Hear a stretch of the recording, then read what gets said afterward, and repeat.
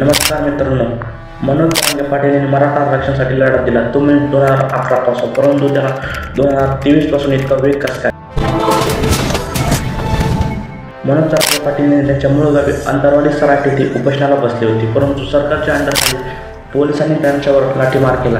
लाठीमार केल्यानंतर ही बातमी अख्ख्या महाराष्ट्रामध्ये हळूहळू पसरू लागली. त्या बातमीने इतका वेग घेतला की प्रत्येकाच्या मनामध्ये सरकारबद्दल राग तयार झाला.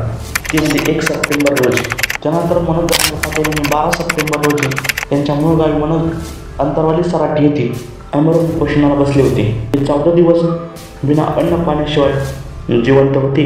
ही बातमी महाराष्ट्रामध्ये खूप पसरली होती. ही बातमी सरकारपर्यंत सुद्धा पोहोचली आणि मराठा समाजाचा खूप सपोर्ट मिळाल्यामुळे सरकारला सुद्धा टेन्शन आलं होतं. त्यानंतर मनोज जरांगे पाटील आमरण उपोषण सोडताना काही अटी होत्या. सरकारने त्यांना 1 महिन्याचा वेळ मागितला होता, परंतु त्यांनी 40 दिवसाला दिला.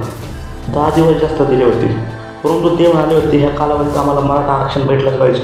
ह्याच कालावधीमध्ये मराठा आरक्षणाचा चॅप्टर सुरू झाला, तो म्हणजे गुणवत्ता जादावरती.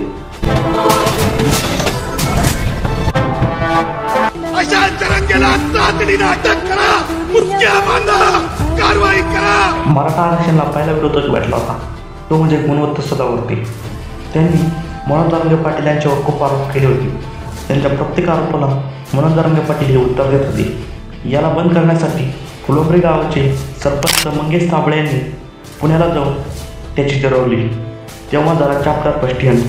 नंतर मनोज जरांगे पाटील 14 ऑक्टोबर रोजी त्यांच्या गावी अंतरवाली सराटी येथे सभा घेतली होती. तेथे 1 कोटीपेक्षा जास्त मराठा समाज आला होता आणि मराठा समाजाने मनोज जरांगे पाटील यांना खूप सपोर्ट केला होता. तरीसुद्धा मराठा आरक्षण भेटले नव्हते.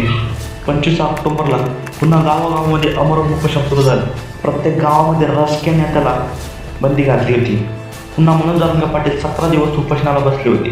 त्यांची शारीरिक परिस्थिती खूप ढासळली होती आणि अख्ख्या महाराष्ट्राला चिंतेचा विषय झाला होता. त्यानंतर मनोज जरांगे पाटील यांनी जिल्ह्यात तालुक्यात जाऊन लोकांना मराठा आरक्षणाचं महत्त्व सांगितलं. गावागावात सभा घेतल्या. त्याच कालावधीत चॅप्टर 2 सुरू झाला, तो म्हणजे छगन भुजबळ.